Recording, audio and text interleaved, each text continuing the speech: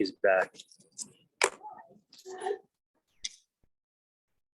Okay, so let's go ahead and pick up where we left off. We're in 21. We left off at capillaries.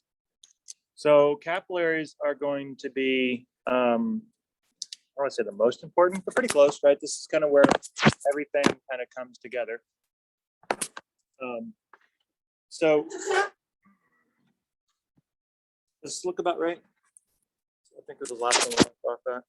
We just got done talking about all the structure of the blood vessels, and then got to capillaries, if I recall correctly. If not, then just enjoy the ride. The overlap. Yes.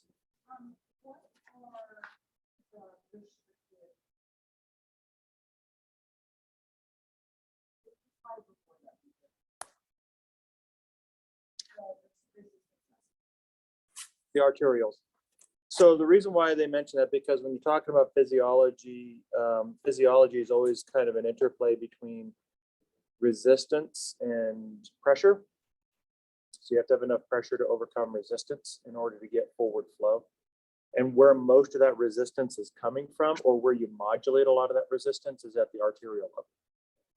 Because that's kind of like, and that, which is important, because that's actually where you get a lot of your blood pressure regulation, is at the arterial level. And so most of what we talk about, actually, especially physiologically, is that arterial level down. So arterioles, capillaries, that's where most of our physiological discussions reside. Okay, so let's take a look at capillaries. Remember, capillaries, this is basically where all the physiological magic happens, if you will. Right, so you basically move all your blood through your elastic arteries and your muscular arteries and your vein and all that sort of stuff to get here. Right, this is where you want to get to. So these are the smallest ones. They're super, super thin. They're very, very tiny. Matter of fact, when you take a look at them, they look like little threads, basically. And we actually have, I think, an image here where it kind of shows you what a capillary bed looks like. Not only that, but not only the smallest of all the different arteries, but they're also structured differently, right? So all the rest of the arteries were like one long tube, and most of your blood was in that tube. Well, these guys is more like a network. So it's like the blood gets broken up into a whole network of tiny little capillaries, and that's intentional, right? That's because what you're trying to increase on there is surface area. So you're basically trying to, cross-sectional area, actually. You're trying to increase that cross-sectional area so that you can get more contact with the surrounding tissue. So at this point, you notice you're all about exchange and delivery. You're not about flow anymore. You're not about distribution. You're all about delivery. And so basically every single tissue has to have a capillary bed near it. Okay, so this is basically the requirement. If you don't have a capillary bed near you, then basically what that means is you're not going to have the necessary oxygen and nutrients in order to survive. Right, so this basically defines sort of the outer limits, if you will, of your tissues.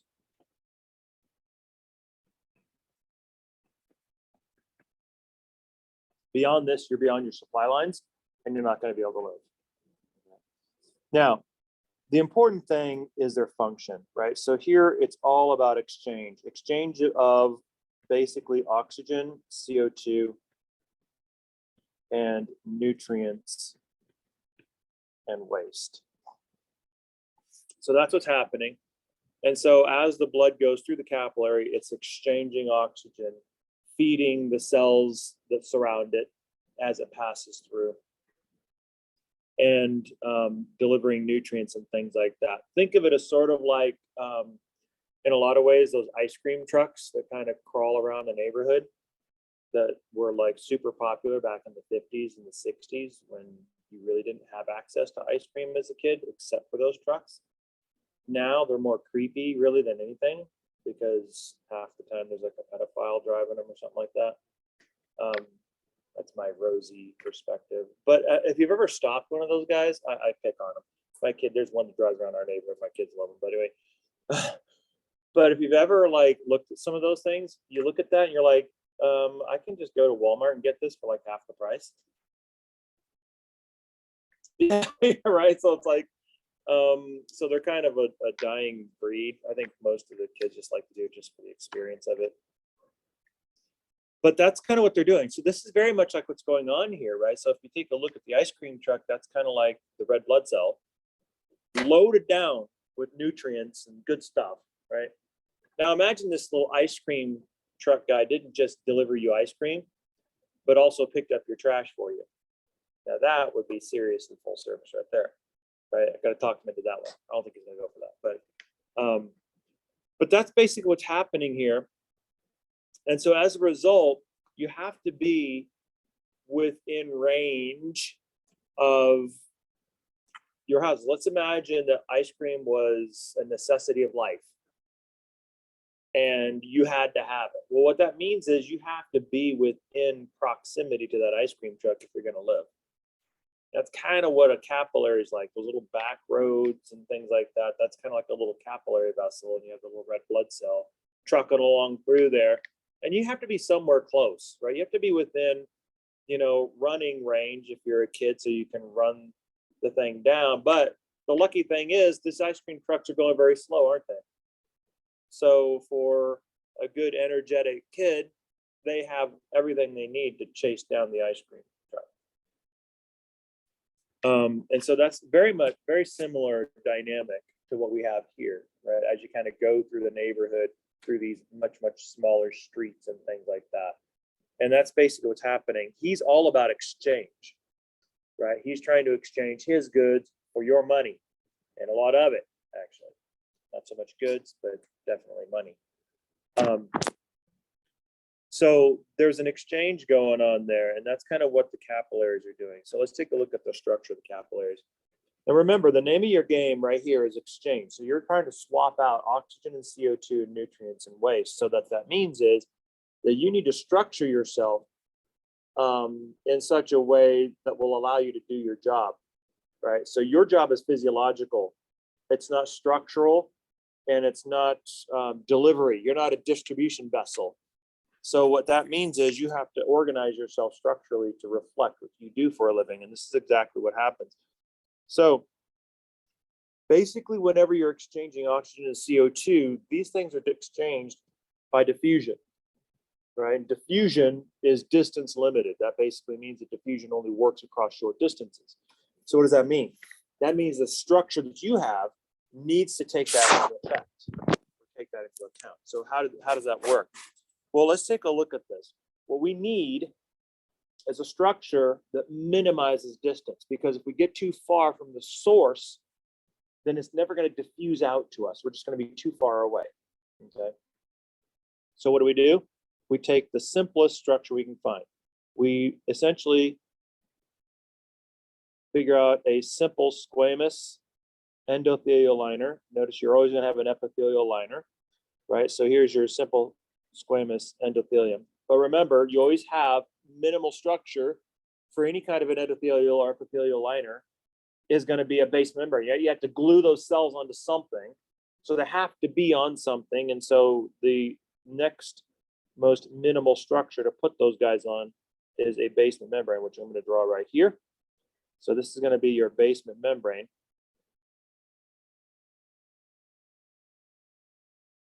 So this is what you have. A single layer of epithelial cells that is basically tacked onto a basement membrane. That's pretty much it. It doesn't get any simpler than that. Okay. So what's not involved? There's no musculature. So there's no tunica media. That's not there. There's no tunica externa. So there's no connective tissue. This is as minimal as you can get, as thin as you can get. The thinnest, matter of fact, the walls can be structurally. Now, the diameter of them is about the size of a red blood cell, which is intentional. Why? Because if it was any bigger, your red blood cell would be too far away from the exchange source, right? It'd be kind of like me saying, okay, you have a bottle of perfume in your hand and I want to smell it. So if I want to really smell it really fast and get a really good smell of it, then I want you guys to come close to me before you take the cork off the bottle, right? So if you have a larger distance, then it's kind of like me having you go to the other side of campus and then uncorking it over there. It's like, well, I can't, it's never going to make it over to me, right? I'm way, way too far away. So you want the smallest amount of distance. That's a key thing. Every time you're working with diffusion, you're always looking at the shortest distance. It starts here. We see it again, actually, as we go forward into the other systems as well. So of our capillary types, remember we had a couple of different types of capillaries. You saw fenestrated, you saw continuous, but there's actually 3 different types of capillaries, and it all depends on what their endothelial liner looks like.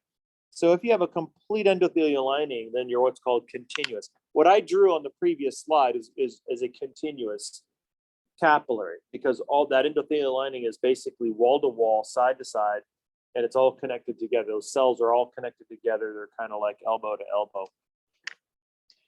And so pretty much this is ubiquitous. So you find this everywhere. And the reason why you have this is because you want to permit a certain types of things to be able to diffuse into you and through you. For instance, you'll have diffusion of water by what? By osmosis. So that's normal cellular diffusion. Small solutes and lipid solutes. This is basically facilitated diffusion.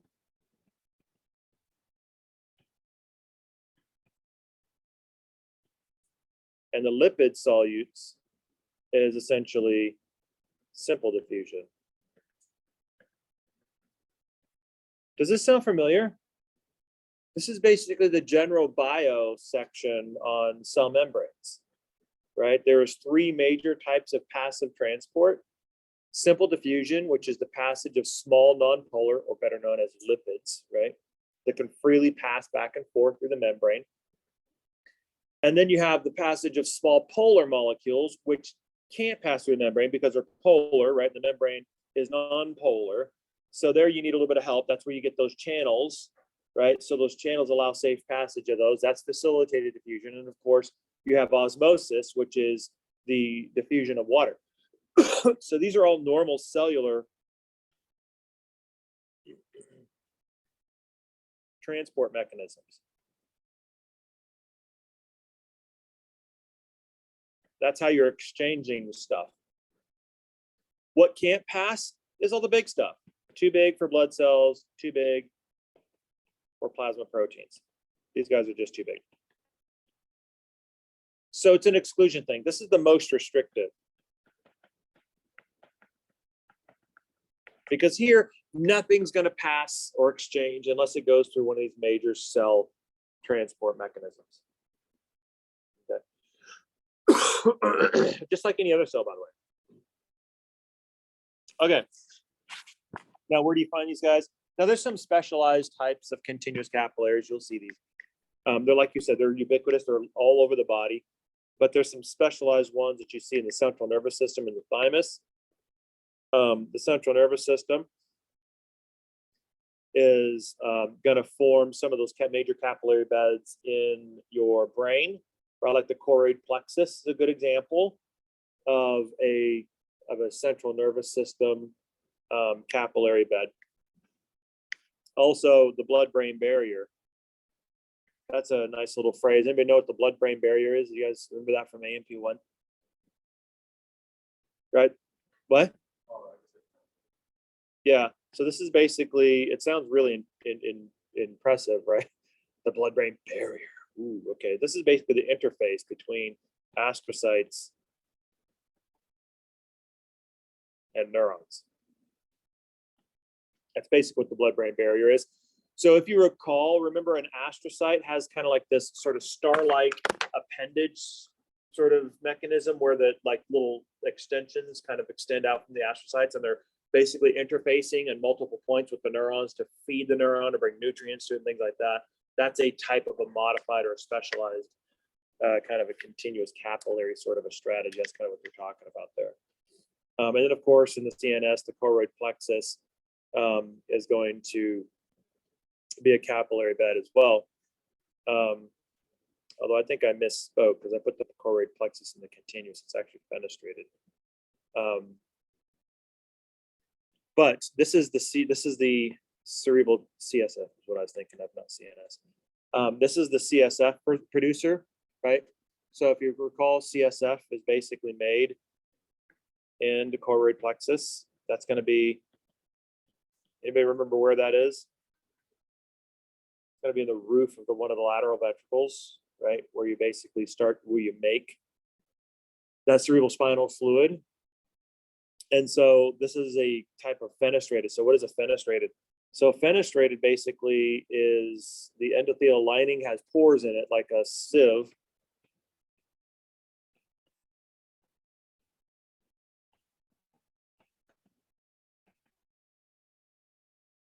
And this basically allows better exchange.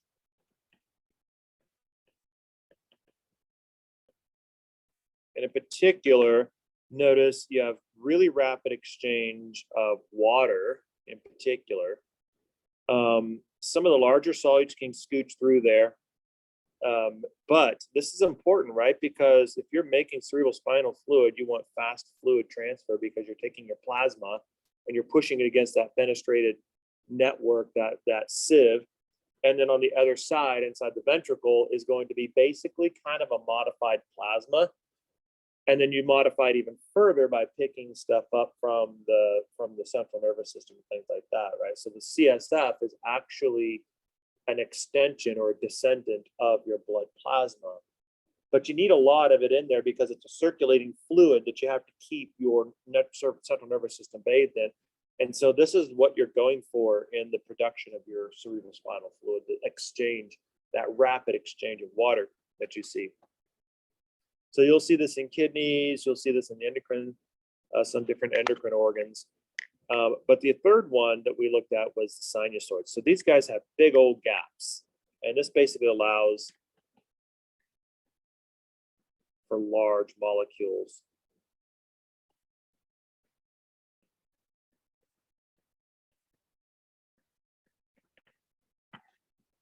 to pass through. So notice before you had plasma proteins getting through on the fenestrators, but now these guys are the large plasma proteins, the ones that couldn't scooch through those little fenestrations. The pore sizes were too small. Now you have these large proteins being able to get through these sinusoids. So this basically is the most open exchange between your blood and your tissues, your interstitial tissues. This is, by the way, the holes where your phagocytic cells, remember the monocytes? So this is where the monocytes sneak out of the blood system.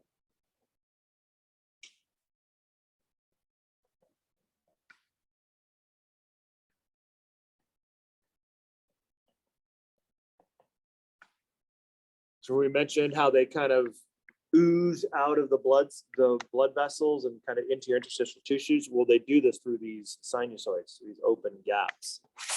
And so you find this in areas like the liver, for instance.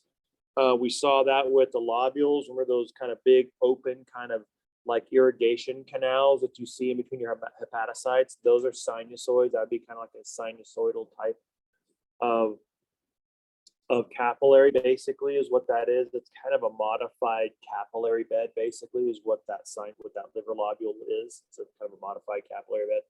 That's a sinusoidal type. You'll see this in the spleen because you need rapid transfer and movement of your white blood cells from the spleen to the body, and of course, delivery of your red blood cells to the spleen for breakdown. And of course, other types of organs as well. Here's what they look like. Here's all three of them. So here's our mainstay. Here's our continuous. You can see how your endothelial cells are basically glued together end on end. So there's no gaps in between there. The only way that you're going to get out is through endocytosis or exocytosis, facilitated diffusion, or something like that, some cell mechanism. And so this is the least exchange in this particular case. The least permissive, I should say that. we go. So largely you're not getting through unless you have some sort of a facilitated diffusion mechanism that you can make use of. If you're big, so that's great though for like things like ions, like electrolytes and water and things of that nature. So that's perfect for that sort of thing. But if you need to move like lipids or larger molecules through there, that's not going to work with continuous. You got to go find yourself a fenestrated. So a fenestrated, you can see how you have your endothelial cells, but they have these little punctures, if you will, that creates these like little fenestration holes, like little sieves, basically, little sieve holes. Okay. And then these are bigger, so these allow for larger things to pass through. So more than just water and ions. You get everything you get from the continuous plus some. So now you can get things like small plasma proteins,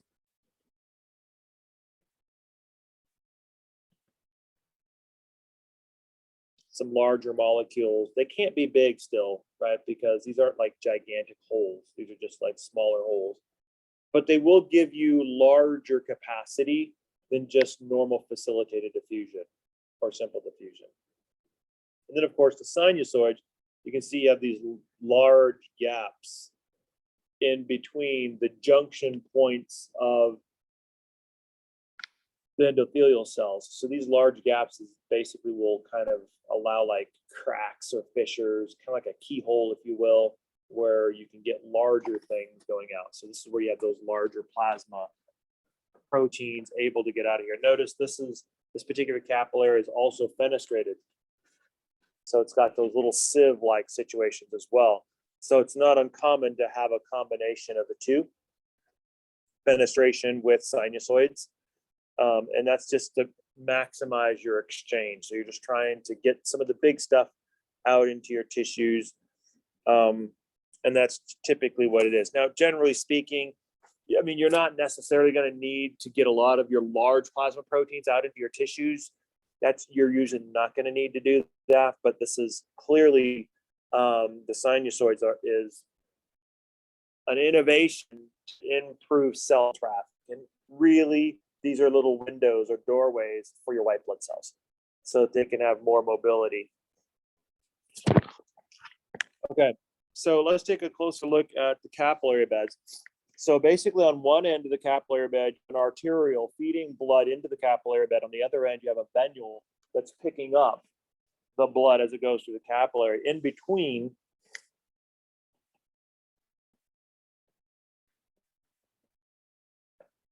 is a transition from arterial blood to venous.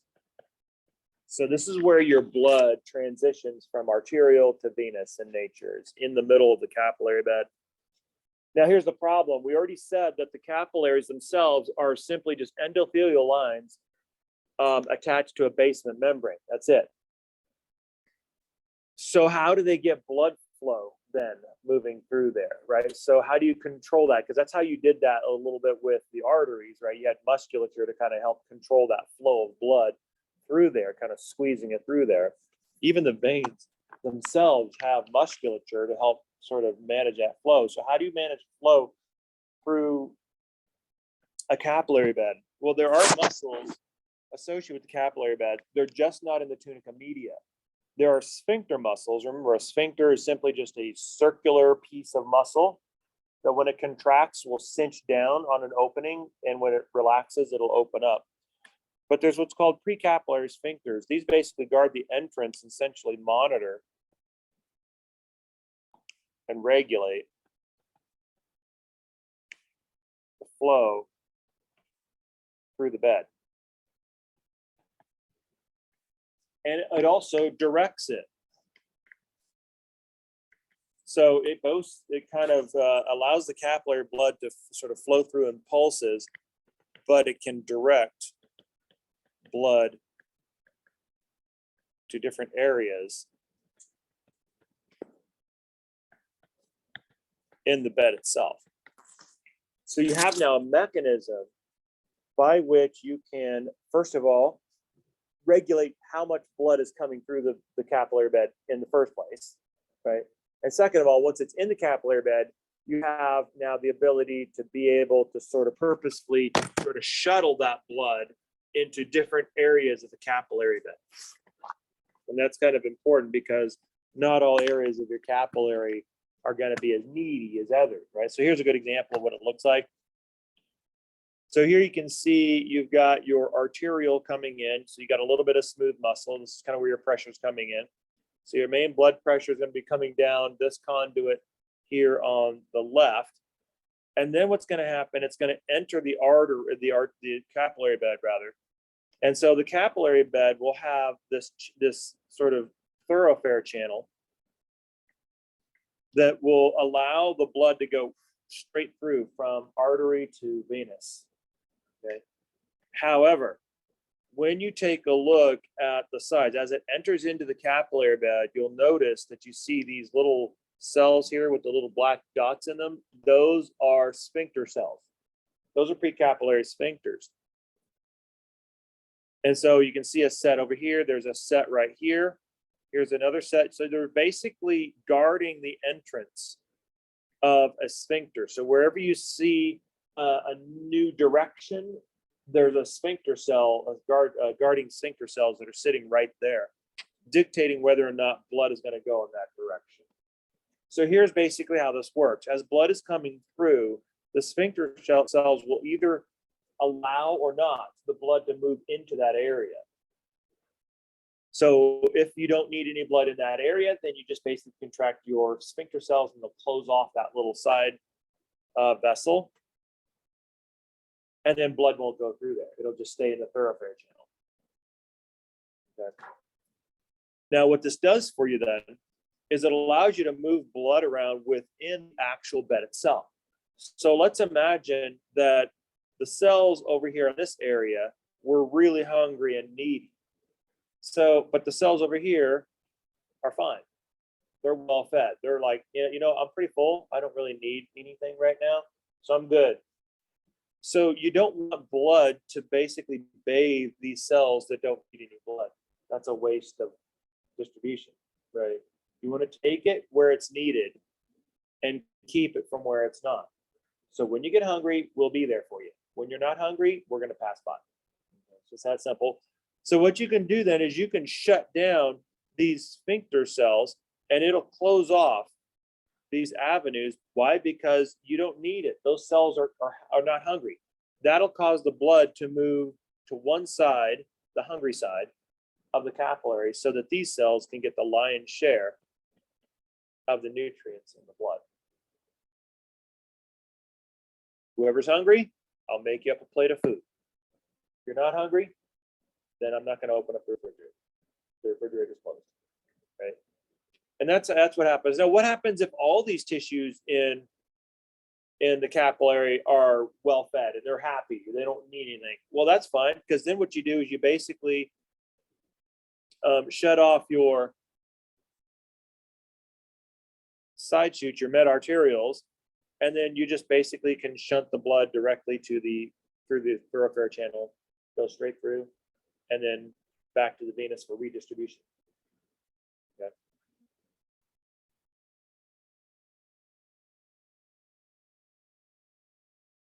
So that's basically what happens. So these capillary sphincters can actually shut this off. Notice you also have a set of guard cells at the beginning of the thoroughfare channel. So another alternative is to actually close off the thoroughfare channel, and it'll just keep going through the arterial side of things. So you have a couple of options here. You can either close off all your meta-arterioles, or you can close off and let the blood flow through your thoroughfare channel, or you can close off your thoroughfare channel and just let the blood pass on by this capillary. Now, one of the things that we see here that's also a trick that we use is what's called an anastomosis. Now, we looked at the portal, right? So we said that a portal system is a system where you have two different capillary beds that are connected by a portal vessel, right? So it's kind of a short circuiting of normal circulation, because normally to get from one capillary bed to another, you have to go to the venous side of things, go all the way back to the heart, get repumped out, redistributed, and then make your way through the artery system and then to the next capillary that you want to go to, right? It's a circuitous route. However, the portal vessel will short circuit that so you can hop from one capillary bed to the next. An anastomosis is sort of similar, only you're not hopping from one capillary bed to another. You're hopping from the arterial to the venous without going through a capillary bed. It's like a shunt. So this is an arteriovenous anastomosis where basically you have a blood vessel, like a thoroughfare channel, that just bridges, kind of short circuits, and just goes straight to the venous collection. Now, what does this mean? This basically changes a little bit now, doesn't it? It changes sort of the way we saw the right side of the heart, doesn't it? Before we had the luxury of thinking simple, we don't anymore, because that's what happens when knowledge is a powerful thing and a deadly thing sometimes. Right? Because now, instead of being able to comfortably and simply say, oh, well, the right side of the heart has blood that's deprived, that's like oxygen poor and nutrient rich, also, we could do that, right? So that's the reason why we make that blue, is because it's supposed to not have any oxygen in it. And then, of course, we have this blood that's been stripped of all of its oxygen, and it's got to go to the lungs to get oxygen so that it can go back to and get redistributed. But it's not that simple anymore, is it? Because if you went through a capillary like this, and that a lot of that arterial blood got shunted through the capillary, or if it went through an anastomosis, guess what? That oxygenated blood that was in the artery that never got delivered is going to the venous system to get re-delivered. What that means is, in the venous system, you actually have a mixture of deoxygenated blood that's been sucked clean of its oxygen as it's gone through these capillaries, and oxygenated blood that got directly shunted through either a capillary that didn't need it or through one of these anastomoses shunts. So really then, what's coming back to the right side of the heart is not a purely oxygen deprived blood. It's a mixture of oxygen deprived blood and oxygenated blood that just needs to be recirculated.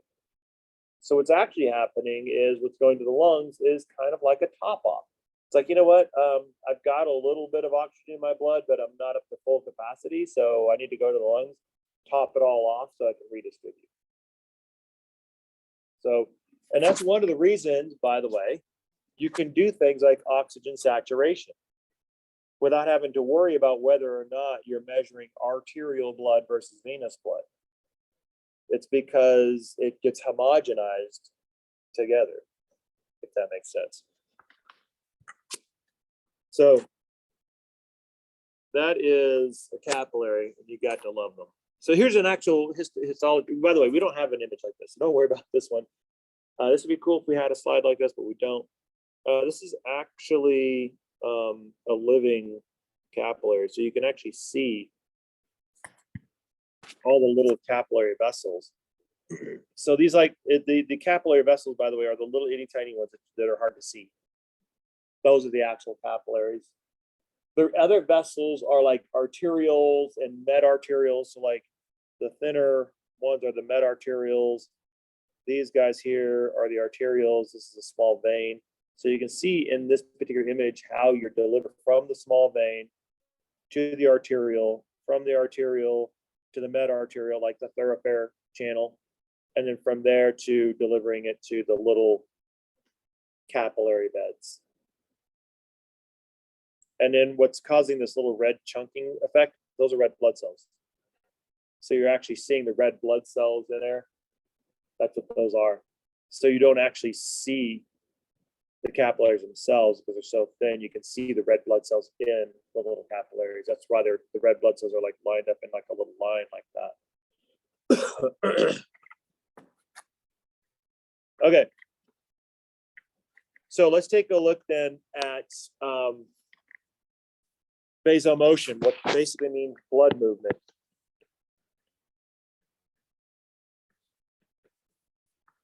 because we're going to be talking a lot about this. We've been talking a lot about it, right, in the entire heart section, because that's how we've been doing, pumping blood and moving blood around. And so first of all, we have, in addition to our blood pressure, we have the capillary sphincters, right? We're all constantly going through a contraction, relaxation. So vasomotion is blood movement, typically in this context within the capillary.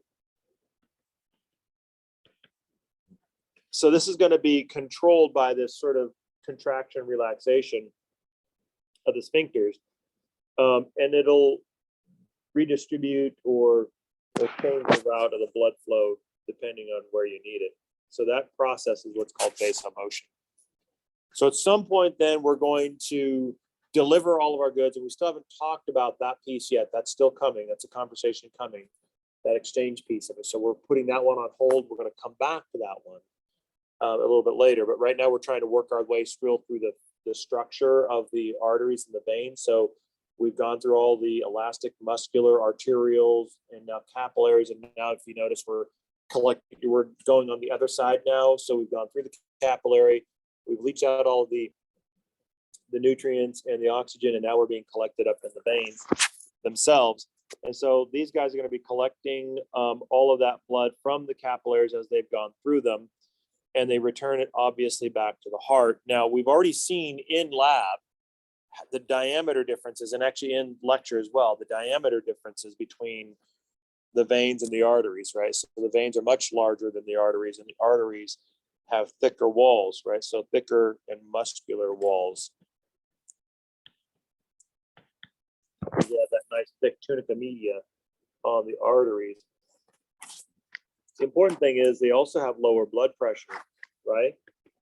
Because they are further away from the left ventricle. Right, so if you think about the left ventricle like being a fire hose where a lot of water is blasting off of it, if you try to drink from the fire hose, are you going to drink from the nozzle? No, it's really high pressure, right? It's going to rip your lips off. But if you go down about 50 paces, is the water pressure considerably less at that point? Could you probably drink from it there? Maybe 100 paces, because those fire hoses are pretty intense, right? But at some point, the pressure gets lower and lower and lower to where you could probably drink from it without having to rip your face off. Same thing's true here, right? So the arteries are designed for that high pressure because they're up close to the nozzle, or the pump in this case, the left ventricle. The veins, on the other hand, they're further away. So the first of the vein groups that will collect blood from the capillaries is the venules. So this is basically the counterpart, the venous counterpart.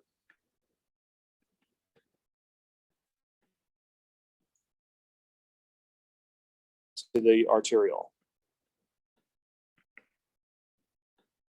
And so it's collecting blood from the capillaries, and then it's going to be draining it to the medium-sized veins. Now, at this particular point, you start to see the tunics come back. So you have a little bit of tunica media on those medium-sized veins, a little bit of externa. So some elastic fibers are starting to show up in your externa, but it's kind of a little bit different in terms of its structure. It's not as thick, not as big.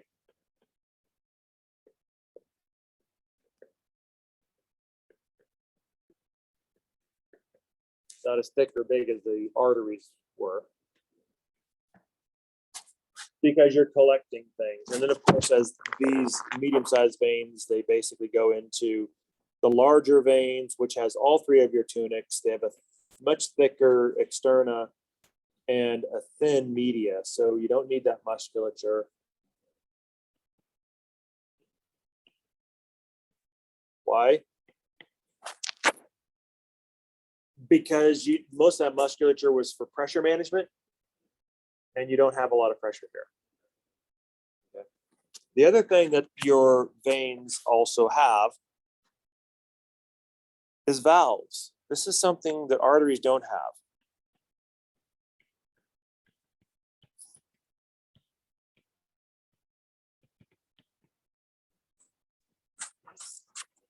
So this is like fold of the intima that creates SL-like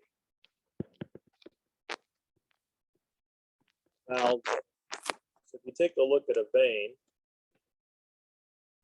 has these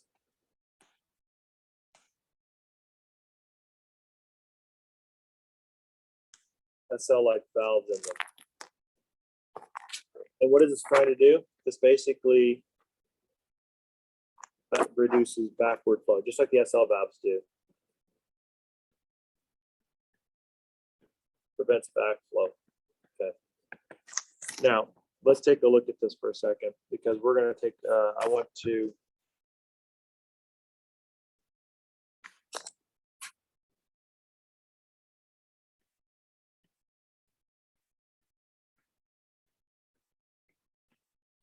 take a look at this. First of all, the blood flow in the arteries is largely attributable to what? What causes the blood to flow through the arteries?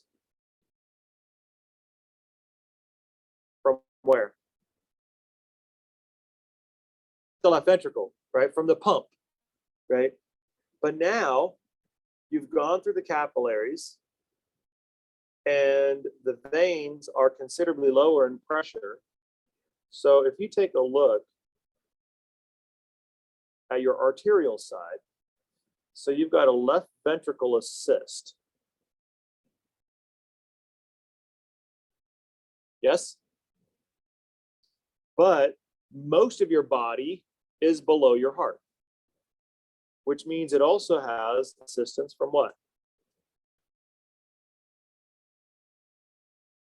Something you live in every day.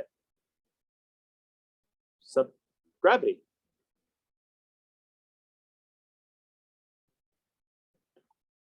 Right?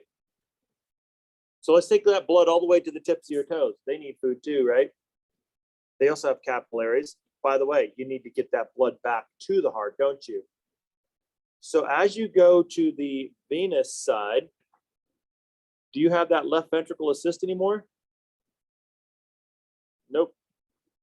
Because you're far away from the left ventricle, right? That's why you got low blood pressure in you. How about that gravity assist? Do you have gravity assist? Going from the tips of your toes now? Just gone through your capillary and now you're going up. Do you have that gravity assist? What do you have instead?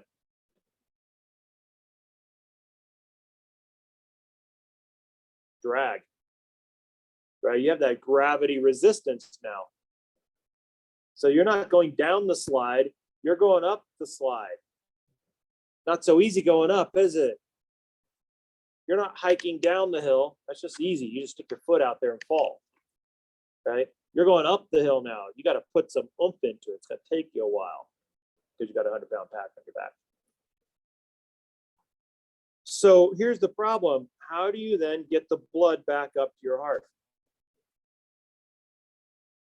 You would think that if you had a pump, the pump should be in the opposite direction. The pump should be trying to pump, let's be like in your feet, designed to pump the blood up against the gravitational field so that you can, and just let it fall down. Doesn't that make more sense? Right? Push it up, let it fall down naturally by gravity. Push it up, let it fall down by gravity. Wouldn't that be an easier system? Do you have your heart in your feet? So then how do you get the blood from your feet back up to your heart? The gravity is pulling on that gravitational column. You got to have some tricks up your sleeve, don't you? One of those tricks is the valve and what's called skeletal milking. There's actually 3 major mechanisms that you have to do this. Skeletal milking, which literally is you milking your blood. It's like if you've ever milked a cow, the way you milk a cow is you basically grab the teat kind of up by the udder and you have to roll your fingers like that. So you're kind of like rolling it and that kind of pulls on it and that kind of delivers the milk. So you're kind of rolling it out. So you're kind of squeezing it out as it's kind of coming out. Yes, believe it or not, I've actually milked a cow before. Amazing. That's one of the things that's got struck off my bucket list early on when I was a kid. Of course, when you're a kid, it's fun, right? When you're an adult, it's kind of like, I'd just rather go buy it at the store and drink it. I don't need to milk my own cow. It's kind of weird now. Like when you're an adult, it's like anyway. So this is basically what happens. So your muscles, which are surrounding your veins in conjunction with your valves, will contract. And as they contract, what's going to happen is they're going to squeeze the blood, creating more pressure or active pressure. That pressure, as it goes down, is going to close the lower set of valves, right? Because they're only one-way valves. That means they only have one way to go, up. So it's going to squirt and open up the upper valve. And when they get up to that upper chamber, they're not going to be able to come back down because they're going to slap that valve shut. So when you contract your muscles, you're basically squeezing your blood upwards, up through the gravitational column. It can't go down because the valves prevent that. That sounds like a pretty clunky system. You're probably thinking, wait a minute, this vaunted circulatory system of ours, that's what it is. By the way, this is also one of the reasons why when you need to get blood circulation going, or like when your muscles are cramping, what do? You start massaging your muscle. What are you doing? You're kind of adding to that milking effect. What's happening is you're getting your blood flow going, and you're moving that blood from one chamber of your vein to the next, and you're increasing your blood flow. And that's a good thing, right? So this is basically how you get your blood moving. So when somebody gets up and walks around and they say, I got to get my blood moving, they're actually doing that. That's actually what they're doing when you're contracting. However, that's not going to do you. You're not going to be able to do that for yourself forever, are you?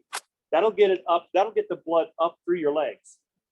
That'll probably get it maybe up the upper femorals with the contraction of your thighs, right? Your quads.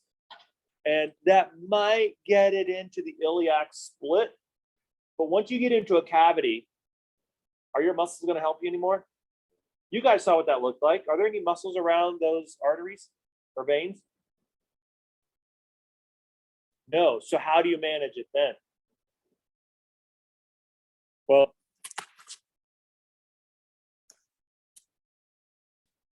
there you go. The big one, and this is only a passive one. This is the one I really want you to remember. Skeletal milking in conjunction with the valves. So those kind of go together. The big one is what's called the respiratory pump. Think about it. Remember when we talked about pressure gradients? Remember we said that all things move from high to low. That's the second law of thermodynamics. Even pressure. Air pressure and fluid pressure are both pressures. They can feel each other. How do you know that? Because if it wasn't true that you could manipulate fluid pressure with air pressure, then you would never be able to suck anything through a straw. Basically, all you're doing with the straw is changing air pressure above the fluid, and that's changing the fluid pressure. So the fluid goes from high fluid pressure to low air pressure because you're sucking the air out. You're evacuating the air. You're creating a vacuum. So the high to low is moving toward your mouth. That's how you suck a straw. The respiratory pump is almost identically the same. What's happening is you're using the changes in air pressure in your lungs as you breathe. And in your thoracic cavity, that's changing the pressure here. The pressure of your blood inside your blood vessels doesn't change, but it can feel the pressure of the air inside your cavity. So what happens is, as the air pressure in your cavity goes down during your breathing cycle, then the gradient favors the blood. The high pressure is in the blood now. The low pressure is in the cavity. So that causes your blood to go from low or high, which is inside the blood, to low, which is inside your cavity. And then as your pressure changes inside your right atrium, which is low, it's still high pressure in your vessel. That high to low pressure then causes the blood to move into the right atrium, and then the heart has it. So you use changing pressures and changing pressure gradients in your thoracic and abdominal cavity to move your blood column through your vein. That's called the respiratory pump. That's all caused ultimately by the change in pressures associated with your lungs and your pleural cavities and your breathing. So that's what that's for. So let's take a look at your capillary blood flow, right? So ultimately, when you take a look at your blood flow, your total blood flow, that's going to be your cardiac output. And this is really determined by two things. First of all, pressure on one side, resistance on the other. And so when you're looking at blood flow, which is always an important thing because you want blood flow, right? If your blood doesn't flow, you get no delivery. But it's always going to be a component of both of these, pressure versus resistance. Now, typically speaking, that as resistance increases, flow decreases, right? You're opposing flow. So resistance is basically going to be in the denominator, okay? That basically says that they're inversely proportional. Pressure, on the other hand, is in the numerator. As pressure increases, flow increases. Makes a lot of sense, right? We already know that intuitively. And so mathematically, we can write it as F equals P over R. And the idea is the greater your pressure, the greater your flow. The greater your resistance, the lesser your flow. And that's the relationship between pressure and resistance. We'll take a look at this a little bit. So this is kind of what it looks like when you have this sort of cardiac output component. Where the cardiac output is kind of what you're going for. But you have a combination of the pressure versus the resistance, right? So you have your arterial blood, which has pressure in it, which is going against your peripheral resistance.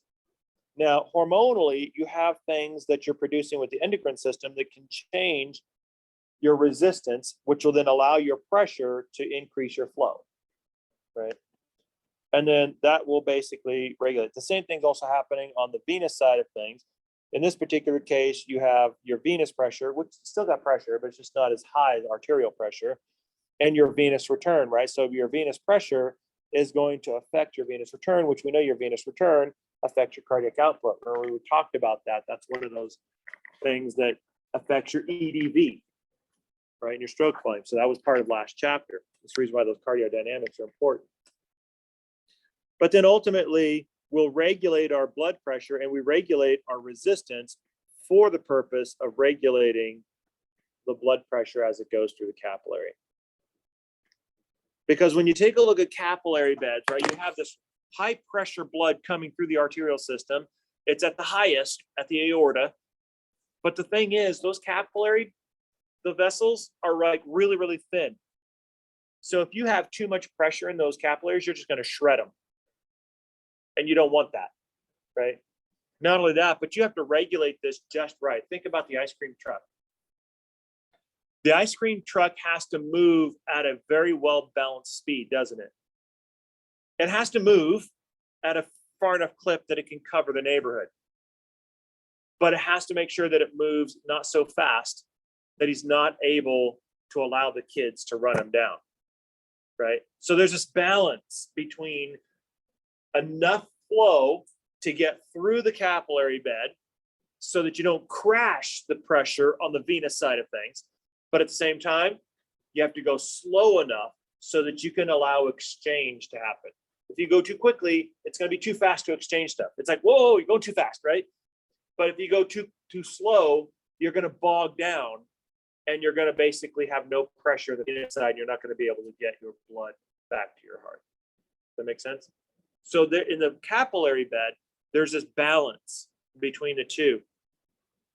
And it's on you as an arterial side of things to regulate what's coming off of the heart, which is blasting, to getting it to the perfect speed of flow in the capillary bed. And that's what a lot of these resistance vessels are. You're constantly manipulating resistance. That's the reason why you have that musculature, by the way, That's the reason why vasodilation and vasoconstriction is an arterial phenomenon, not a venous phenomenon. Why?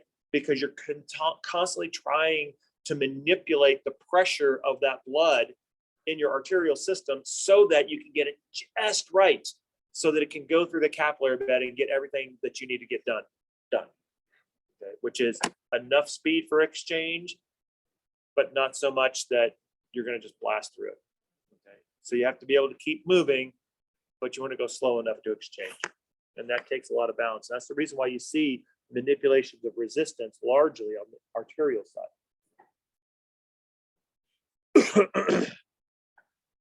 So the pressure ultimately is what's required in order to overcome resistance, and that's the name of the game. So this is your goal.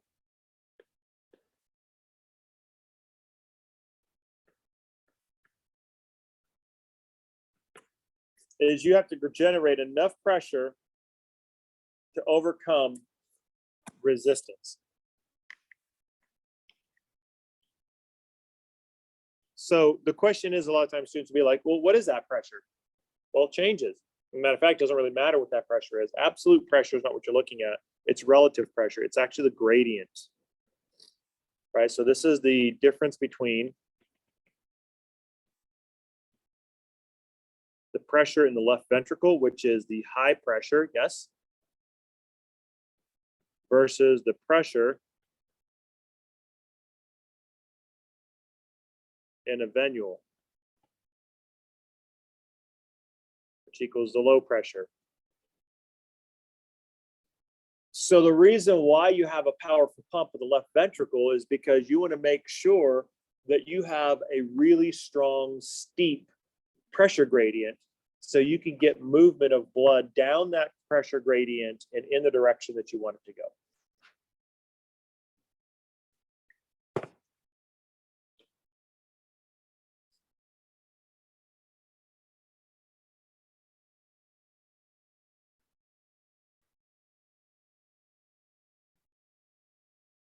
So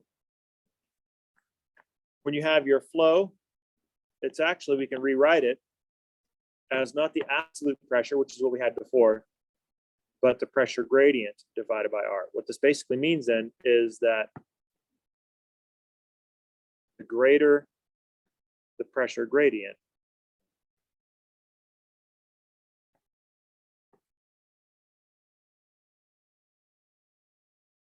the greater the flow.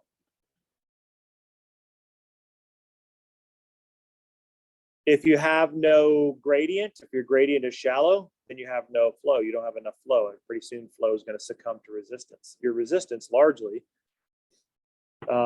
there's embedded and unchanging components to your resistance, right? There's a portion of it that's just always going to be there.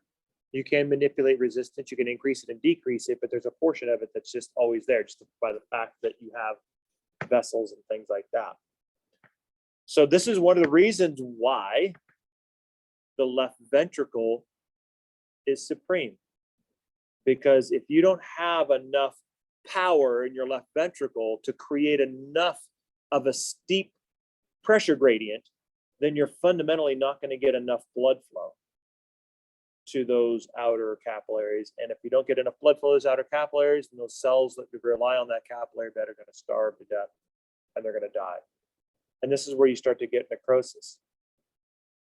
So a good example of this is oftentimes when you start to have circulation issues, many people who have circulation issues, you'll notice it in their extremities, feet in particular. You notice that? When you start to run into circulatory problems, the feet start to go. Sometimes people have to have their feet amputated. Why? Because there is a pressure gradient problem. The ventricle is not producing enough power to get a steep gradient to get the blood all the way out to those feet. And who's the one who starves first? The ones that are furthest away. Those are the ones that realize that deficiency first. And that's the reason why you see these extremities starting to become necrotic, where patients have to start losing feet and stuff like that.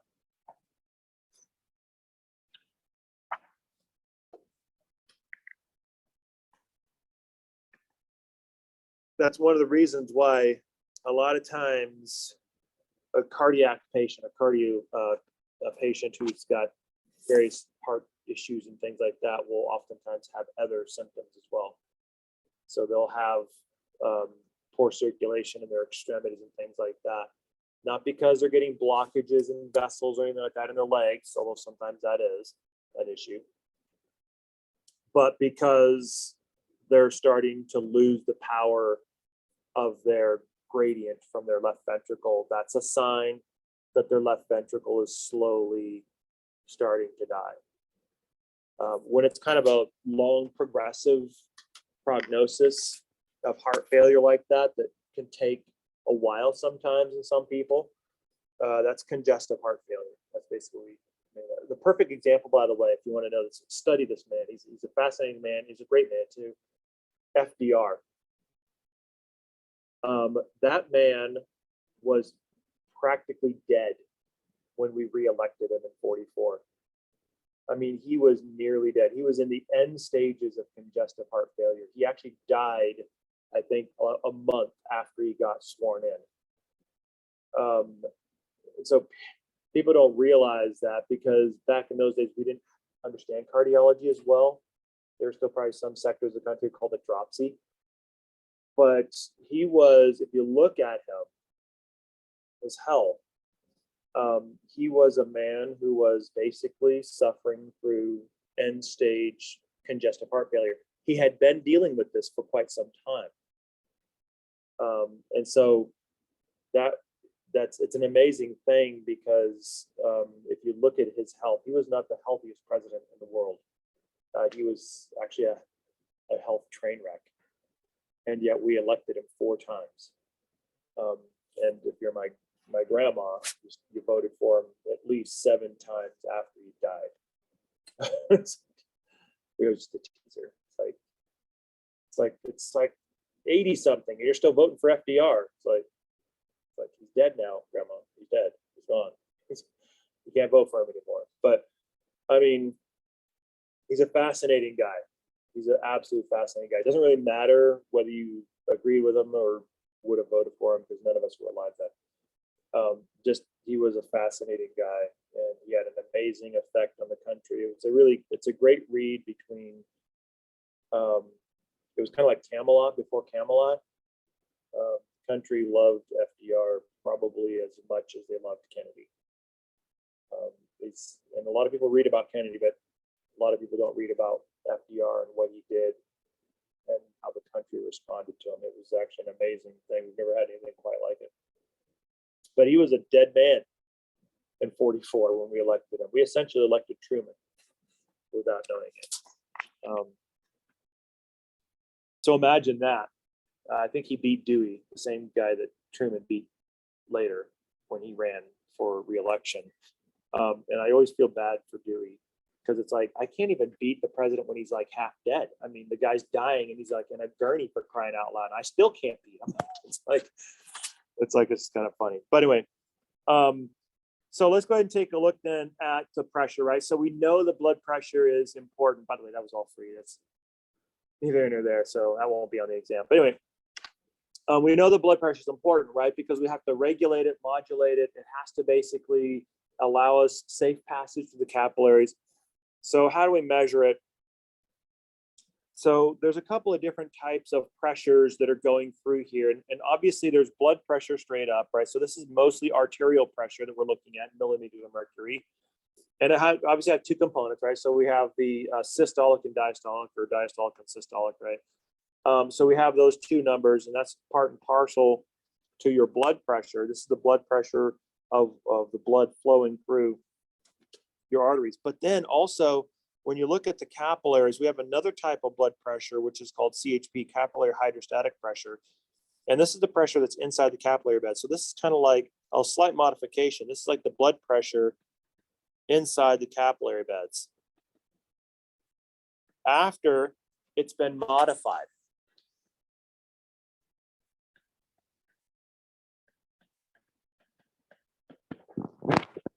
Kind of tone it down, you manipulate it so it can get through the capillary beds and get That's the capillary hydrostatic pressure. Remember, hydrostatic pressure is basically water pressure. That's what that is. In this case, this is the water pressure of the capillary, which is blood pressure, right? That's basically the blood that's going through the capillary itself. And then, of course, we have venous pressure, which is the pressure of the blood that's inside the venous system. So we have all these different pressures that are going on. The one that we're most familiar with is blood pressure, right? The arterial one. That's the one we measure when we're in the doctor's office. And so that's kind of the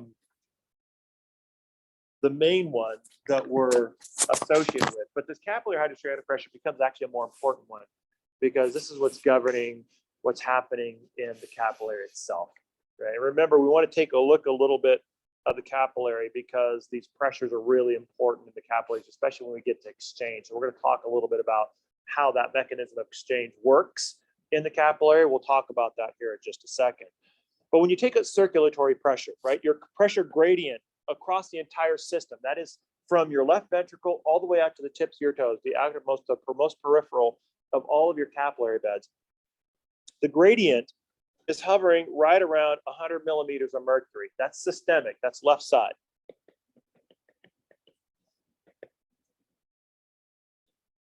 Now, why is it that high? Because it has to overcome resistance, not just any resistance, but it has to overcome what's called total peripheral resistance. This is basically the total resistance of the entire circulatory system.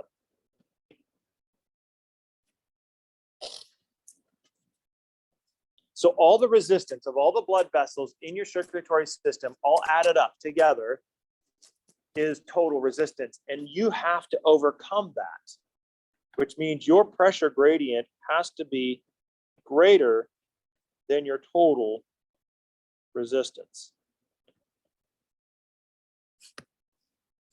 So the left ventricle has a bit of a task here, right?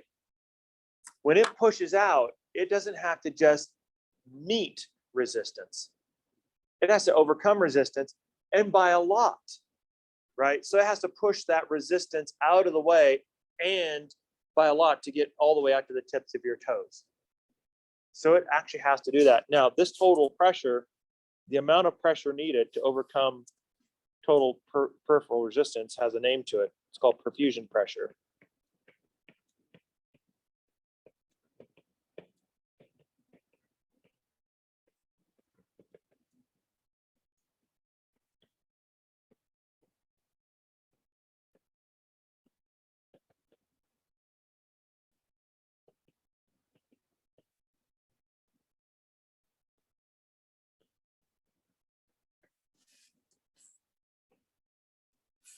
So the amount of pressure that your left ventricle has to exert to overcome that total quantity of resistance is what's called the perfusion pressure. It's the pressure necessary to perfuse, or to flow through, to cause flow through, positive flow throughout the body in a way that's robust enough to be able to deliver the blood to the far-flung regions of the body the way that you need.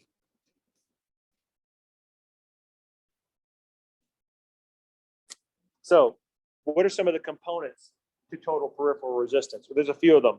First of all, we have vascular resistance. That one kind of makes sense. This is kind of like the drag on vessel walls. We have the viscosity of the blood, right, which is basically the thickness of the blood. And then turbulence, which is the choppy flow.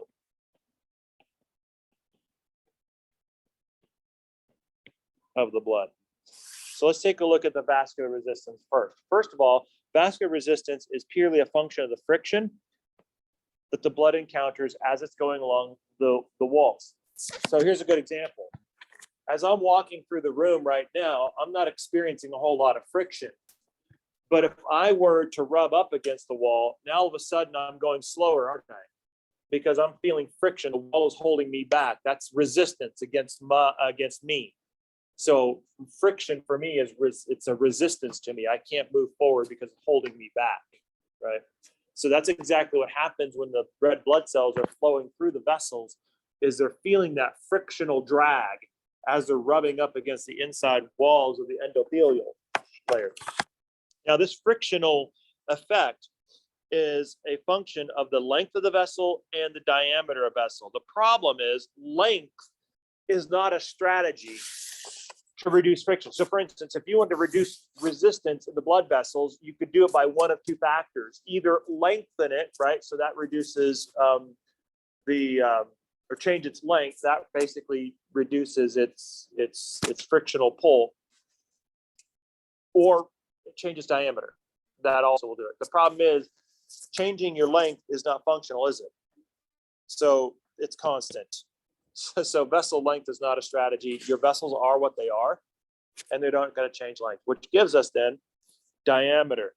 And the change of diameter is controlled by the way of vasodilation, vasoconstriction. We learned about this. We got introduced to these guys last chapter.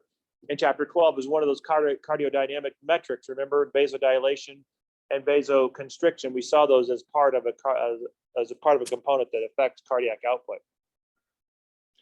This is simply just changing the diameter of your blood vessel. Now, the important thing is that when you take a look at the diameter, the change in vessel's diameter will actually increase your resistance exponentially, which is really, really helpful. And we'll take a look at a slide that sort of illustrates what we mean by the effects of diameter and viscosity and turbulence. All three of these guys are going to be on the same slide. Viscosity. What is viscosity? This is basically the resistance to flow.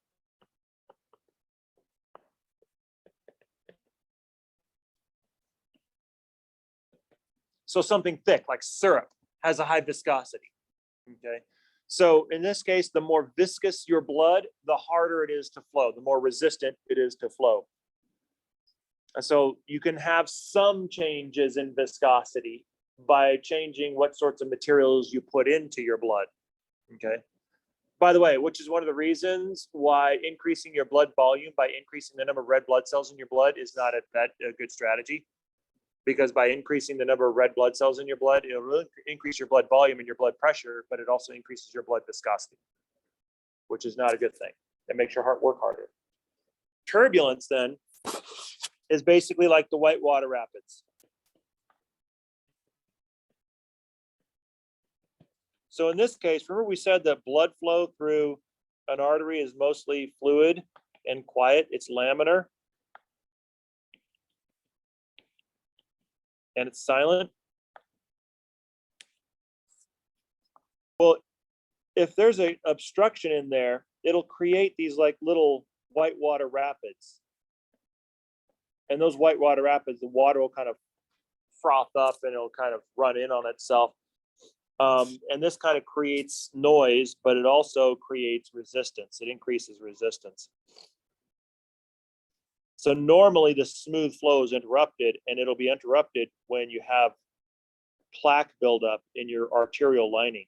So once it hits that plaque, it'll hit it like a water hitting a rock in a stream, and it'll turn backwards, and it'll interrupt the forward flow of other parts of the river or the brook, and it'll create this sort of whitewater rapid effect. And this increases resistance.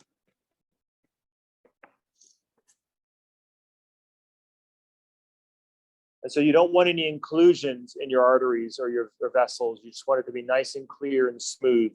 This is what it looks like. So here's our length visual for you. So we have just a unit of area that's 1 versus 2. So what we're going to do is we're going to double our length. And so as we double our length, our flow rate, which is also 1, is halved. So what that means is by increasing length, our flow goes down. Why? Because you have more frictional surface to pull on you.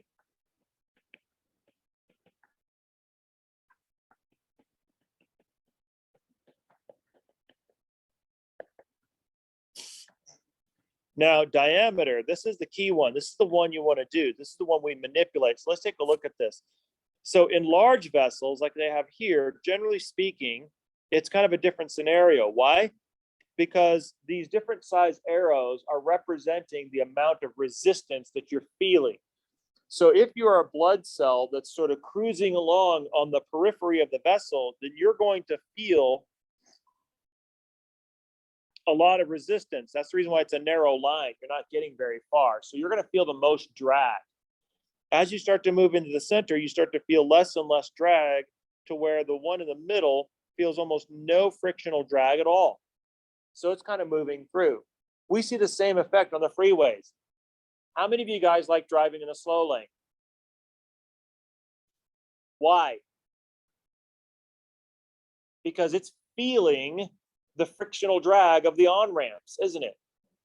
And so they tend to go slower. So what do? You move over a lane. You have less frictional drag, but you can still feel a little bit of it, right? Because the other cars are also moving over. But as you get closer to the fast lane, you feel less and less of the on-ramp effect until you get into the high pub lanes or whatever like that, and it's just free sailing. It's like you don't even know there's an on-ramp at all. The arteries are the exact same way. The closer you are to the walls, the more drag you're feeling. And once you're in the middle, you feel much less drag or resistance, if you will. So it's much more free flowing. So what happens then if we change our diameter? Okay, let's do it. So here is a diameter. We're going to give this a diameter of about 2 centimeters.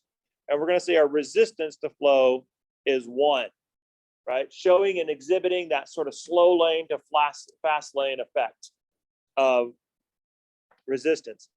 Then what we're going to do is we're going to narrow our diameter. We're going to have it. Right now, normally what we did up here is basically when we doubled it, we halved it. So it was a 1-to-1 kind of a factor, wasn't it? But what we do now is when we halve the diameter, the flow rate goes up by 16. So this is a 16-fold increase in resistance by a 1 unit decrease in diameter. So what does this mean? This means a dramatic change in resistance or a small change in diameter. So what does that mean? That means when your blood vessels, your arterioles in particular, are vasoconstricting in order to change your blood pressure, or vasodilating in order to change your blood pressure, they're not doing this. They're not cinching down and opening up and cinching down and opening up. What's happening is they're doing very small changes in diameter. Why? Because a very small change in diameter has a titanic increase on resistance. So you're just kind of doing very small constrictions and dilations. It's not like you're closing it off. That would be dramatic and catastrophic, right? It's just very small constrictions and dilations will give you all the blood pressure regulation that you need. Okay. And then, of course, with turbulence, you can see here you've got arterial plaquing that's causing this sort of whitewater rapid of turbulence that you see here. That also increases your resistance. So a couple of problems with plaquing. Number one is it occludes the passage of blood, which is a bad thing, right? So if it's blocked, then you're depriving your body, or your heart in this case, of blood. But also it's increasing your resistance, which means your heart, which potentially could be deprived of blood, is having to work harder anyway because you're increasing your total peripheral resistance, which means your heart has to work harder in order to get the perfusion pressure up to snuff. Okay.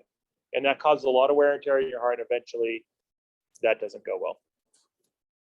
So let's take a look at some of these pressures. So we're going to take a look at a couple of parameters. We're going to be taking a look at our trajectory, our passage through the arterial venous system. We're going to be taking a look at vessel diameters. We're going to look at total cross-sectional area. What that means is total cross-sectional area is the difference between, say, for instance, the cross-section of an artery with a bunch of blood going through it versus a capillary bed, which looks like it's about the same roughly, only it's got a bunch of capillaries instead. So the same amount of blood is going through a bunch of capillaries. That's a cross-sectional area increase.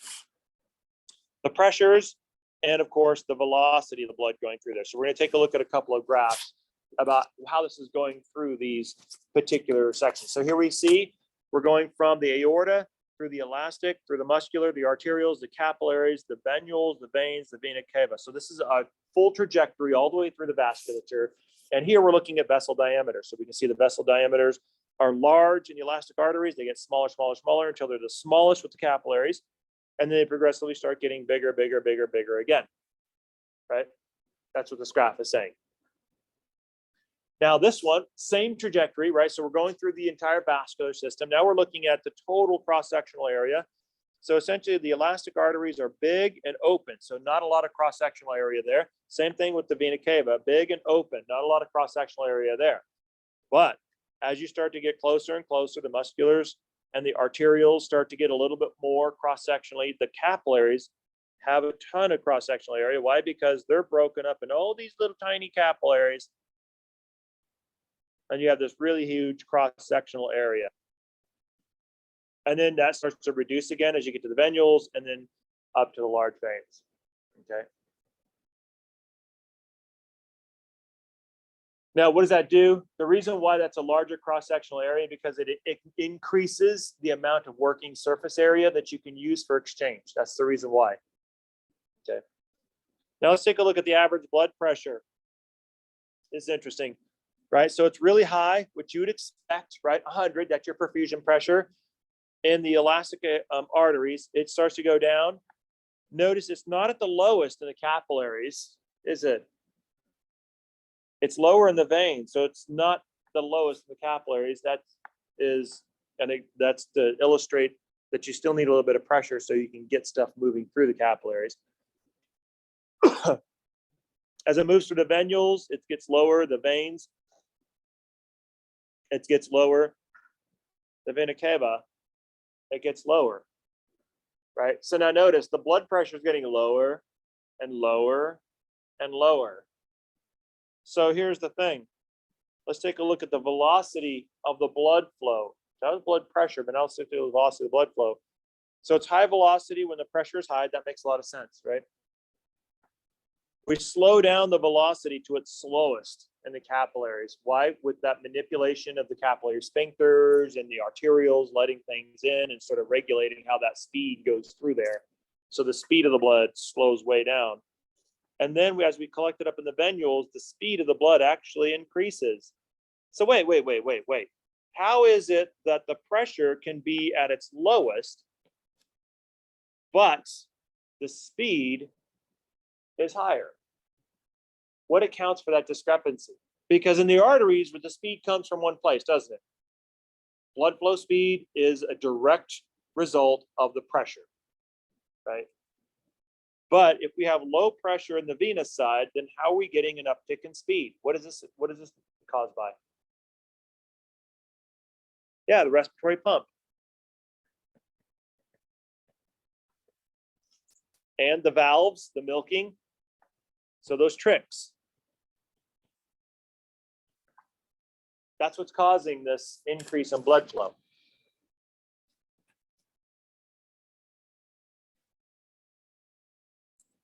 So when you take a look at measuring your blood pressure, I mean, we kind of all have seen this, right? So you have two different numbers. You have systolic and diastolic.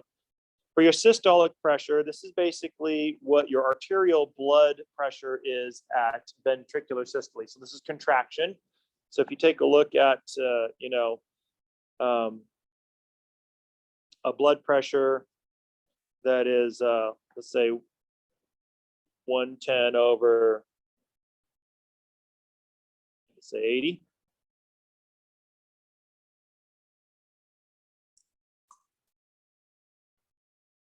It's getting a little on the high side. But the systolic is going to be the contraction, and not like overall high side. There's one specific number I'm looking at. That's why I chose 80. The diastolic one is this is during diastole. So this is relaxation. So that's the lowest number, right? So systole is this one, diastole is this one. And why did I say higher? There's a reason why I said higher, because when you take a look at blood pressure, there's a couple of things you want to look at, right? Obviously, systole should be high. Of course, your heart is contracting, so it's going to be high. That's not necessarily so concerning. Actually, most cardiologists will take a look at that, and they'll see a systolic number. Most of the time, they don't really worry about the systolic number. Because if it's high, that basically means that you've got a really good, strong ventricular pump. That's a good thing, okay? What they look at is this guy right here, diastolic. When you're at rest, that's when your pressure should be low, right? So if this is getting up to like 100 plus, then you're starting to raise some eyebrows. What is that saying? That's saying that the pressure in your system is not going down. There's something that's causing an abnormally high pressure. And that's a concern. So the diastolic number is more concerning than the systolic, because you should come down to rest. There should be a difference between the two. So other alternatives that, rather than just sort of measuring systolic, diastolic, one of the things that we oftentimes will do is distill this down to a single number to make it easier to follow. And one of the major ones that we use is what's called pulse pressure, which is the difference between systolic and diastolic. So I'm just going to go toss 120 over 60. But that way, right? So a little stronger systolic, but good diastolic, right? So you got good relaxation. So you got a good strong pump. You're not in danger. You just got a good strong pump systolically, and your diastolic looks like it's really starting to relax. So you're getting a good non-pressure side of things and a good strong pressure. So in this particular case, what would the pulse pressure be?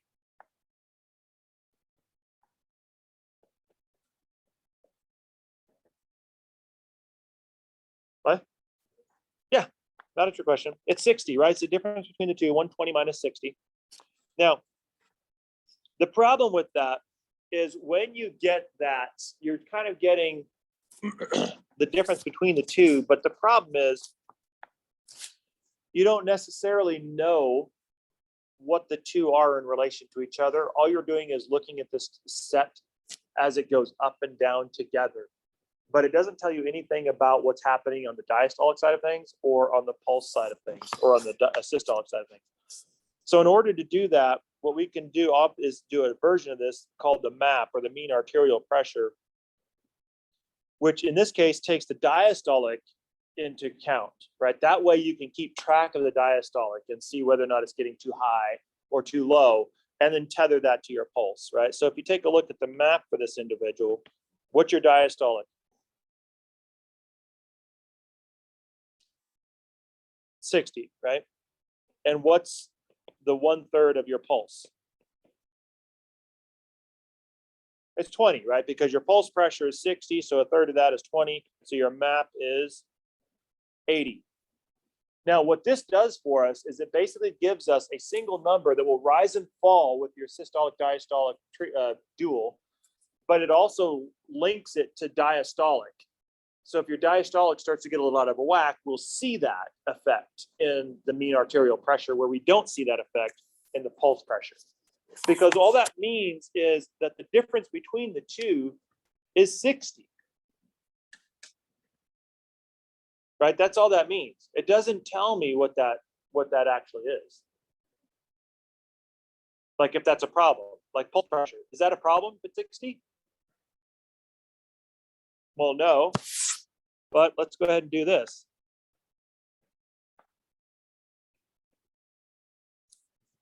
What's the pulse pressure of that one?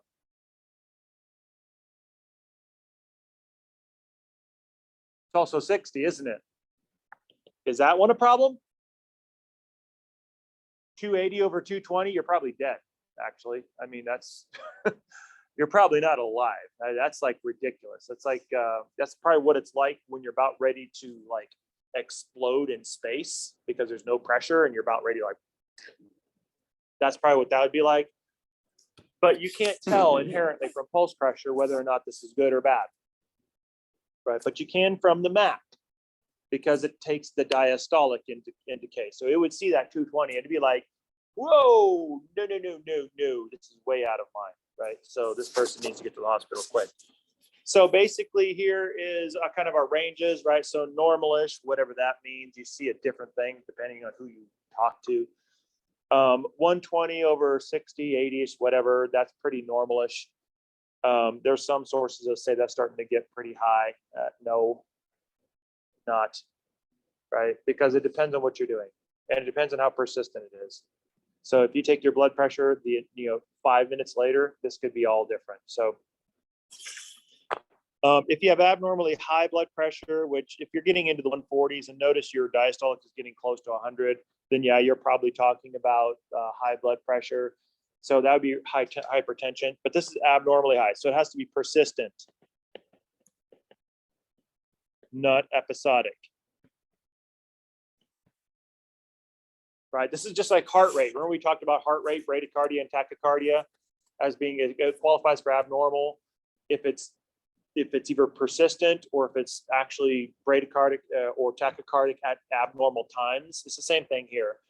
It's like if it's going to be hypertension, of course you're going to have hypertension. You're going to have high blood pressure when you're working out, right? Because you're working out. Your cardiac output is like wired much higher. Of course you're going to have high blood pressure when I give you an exam because it's a stress response. So these things are normal. You're going to have peaks throughout the day of high blood pressure. That's normal. It's not whether or not you get up to high blood pressure. It's whether or not your homeostatic cycles deflects that and turns that back down. Remember, the idea here isn't whether or not your homeostatic blood pressure cycle peaks. It's whether or not it goes back to its trough and keeps oscillating back and forth. This is not oscillating in between your homeostatic norm is not hypertension. Getting above your norm is also not hypertension because you could be running away from the lion. It's a stress response. But if your persistent is out of homeostatic normal, then that is hypertension. Same thing with hypotension when your blood pressure drops too low.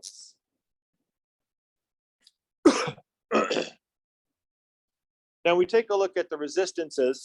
One of the things we see that's important, that's an important aspect of our arteries in terms of resistance is called elastic rebound. So basically what this is this is the stretch of the arterial walls during systole. So they'll stretch, but then they have to sort of come back. That's the rebound or the recoil. So when they stretch, they recoil, they stretch, and they recoil. It's like they're breathing, right? So it's like the pressure, the systole will stretch them out. That's why they have that elastic fibers in their tunics, right? And then when that pressure abates, then they recoil. And they stress and they recoil. So they have to go back and forth. And so this basically is sort of almost like a breathing sort of thing. So as the blood is going through it, the push is going to expand them. But then when the pressure goes down, then they will recoil and that will squeeze on the blood that's in there, continuing it to move forward. So this is how you get that diastolic blood movement, but it's lower pressure because it's associated with the rebound, right? This is basically kind of that diastolic blood flow. That's why it's a lesser number. Systolic is directly responsible for, it's caused by the left ventricle, right, directly.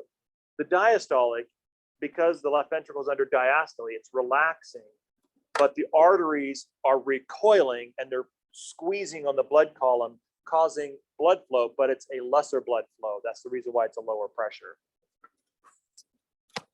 So when you take a look at your pressures then across the board as maps and pulse pressures, ultimately, as you get further away from the heart, which makes a lot of sense, they get less. So basically you decrease with distance from the heart. That makes sense.